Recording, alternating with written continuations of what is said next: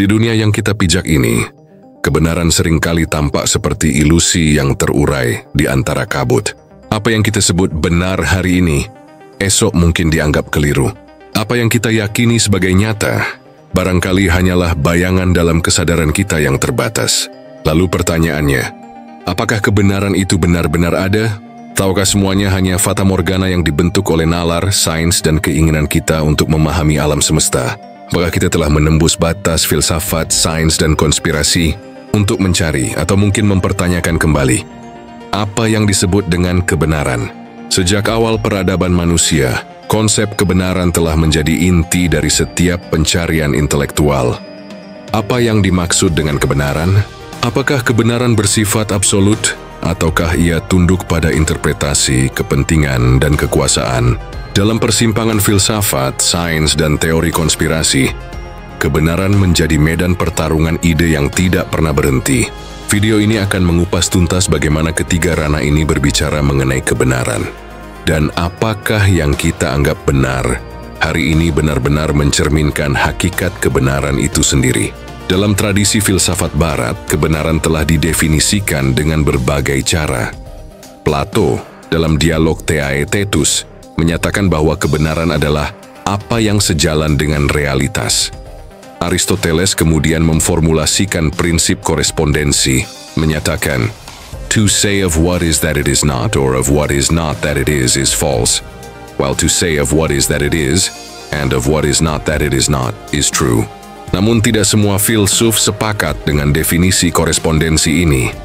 Immanuel Kant, dalam Critique of Pure Reason, mengajukan pandangan bahwa realitas sebagaimana adanya, das Ding an sich, tidak pernah bisa sepenuhnya diketahui oleh manusia.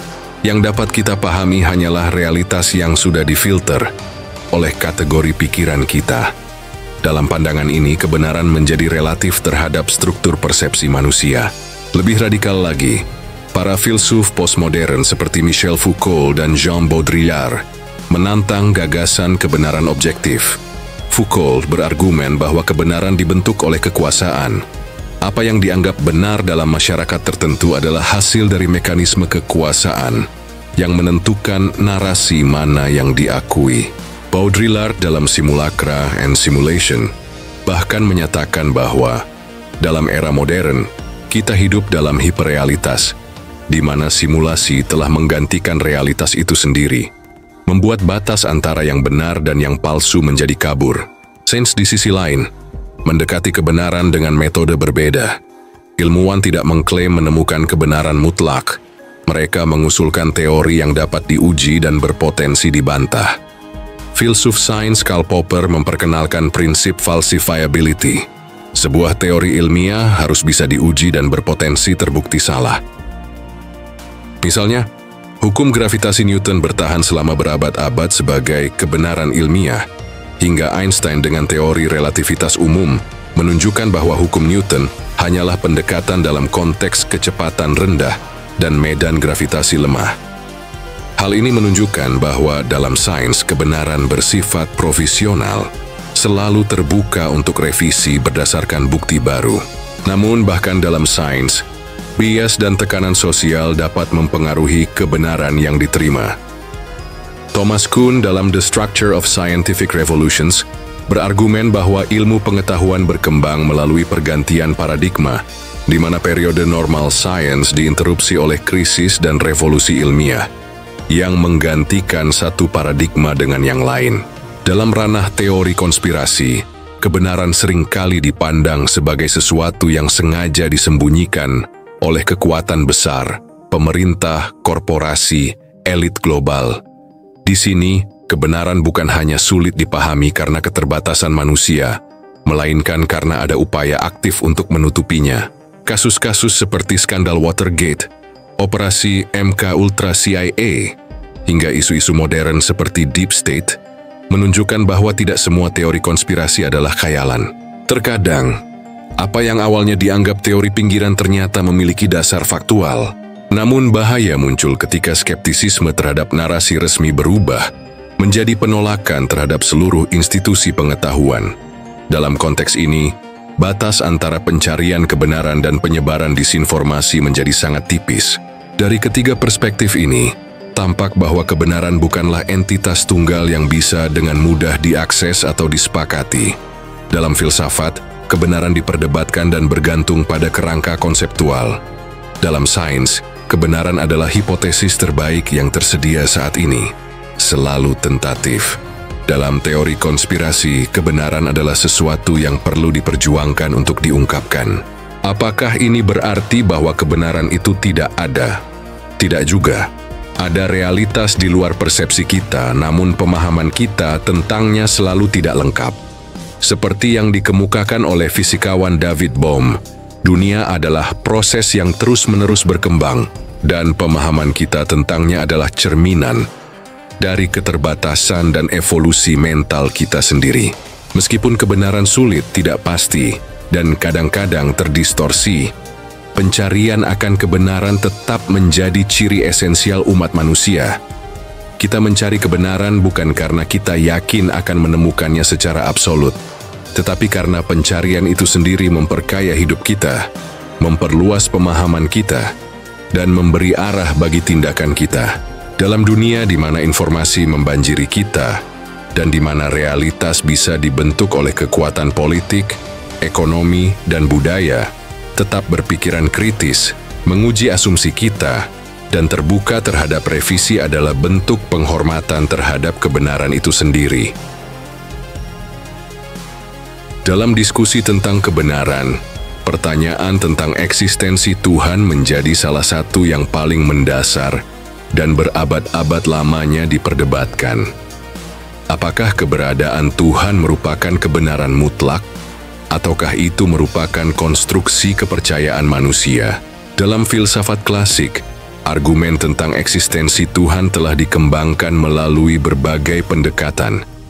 Salah satunya adalah argumen ontologis yang diajukan oleh Anselmus dari Canterbury, yang berpendapat bahwa Tuhan sebagai sesuatu yang lebih besar daripada apapun yang dapat dipikirkan, harus ada dalam realitas, sebab eksistensi dalam kenyataan lebih besar daripada eksistensi dalam pikiran saja.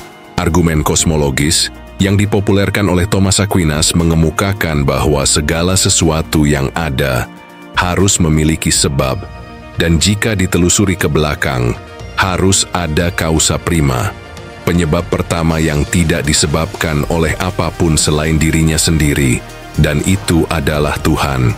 Sementara itu, argumen teleologis atau argumen desain melihat keteraturan dan kompleksitas alam semesta sebagai indikasi adanya perancang yang cerdas. Namun, dari perspektif kritis, filsuf seperti David Hume mempertanyakan validitas argumen tersebut, mengemukakan bahwa manusia cenderung mengimputasikan pola dan tujuan di alam berdasarkan kecenderungan antropomorfik.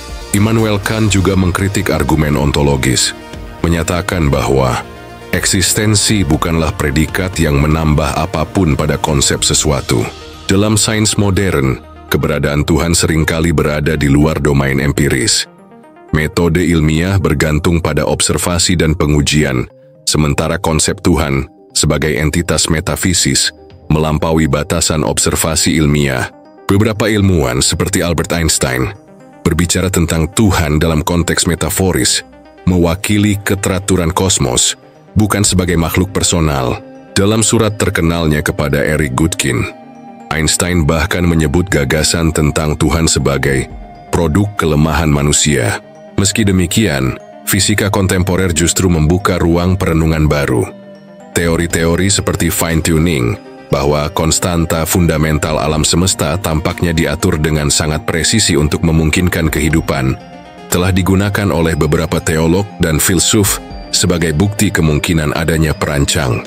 Namun, sains sendiri tidak mengambil kesimpulan definitif atas pertanyaan ini. Tetap netral, hanya menunjukkan bahwa alam semesta adalah keajaiban yang luar biasa kompleks.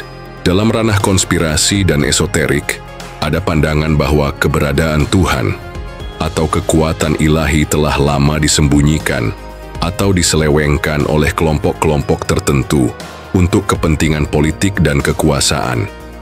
Sejarah menunjukkan bahwa agama sering digunakan sebagai alat legitimasi, namun juga menunjukkan bahwa manusia secara intrinsik mendambakan makna transendental yang lebih besar daripada dirinya sendiri. Lalu pertanyaan besarnya adalah, apakah Tuhan benar-benar ada? Ini pada akhirnya adalah pertanyaan yang mengarahkan kita kembali pada batasan nalar manusia.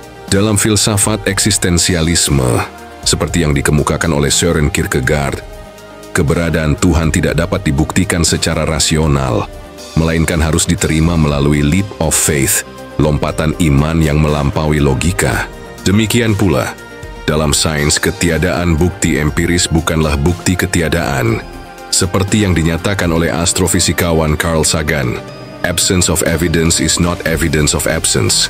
Kebenaran tentang Tuhan, seperti halnya kebenaran tentang hakikat realitas, tampaknya berdiri pada batas tipis antara apa yang dapat diketahui dan apa yang hanya bisa dipercayai. Dan di perbatasan inilah, manusia menemukan dirinya, bertanya, mencari, dan berharap.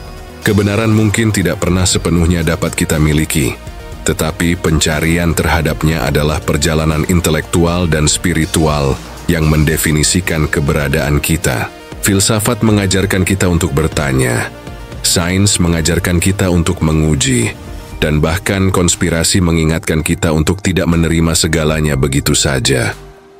Dalam dunia yang terus berubah, mempertanyakan kebenaran adalah satu-satunya jalan untuk mendekatinya. Pada akhirnya, pencarian kita terhadap kebenaran tidaklah berbeda dengan perjalanan seorang musafir di tengah padang gurun luas, haus akan jawaban, namun hanya bertemu dengan gema pertanyaan baru. Apakah kebenaran itu nyata, atau hanya kesepakatan yang kita buat untuk mengusir kekacauan? Apakah Tuhan benar-benar ada, ataukah Ia adalah suara sunyi yang memanggil dari kedalaman hati terdalam manusia? Mungkin, kebenaran bukanlah sesuatu yang harus kita genggam erat, melainkan sesuatu yang harus kita hidupi. Bukan sekadar fakta yang dibuktikan, tetapi sebuah perjalanan tanpa akhir, di mana setiap langkah kita, setiap pertanyaan kita, justru menjadi makna itu sendiri. Di antara deru ilmu pengetahuan dan bisikan filsafat, di antara gemuruh akal dan keheningan jiwa, di sanalah kebenaran mungkin diam-diam bersemayam.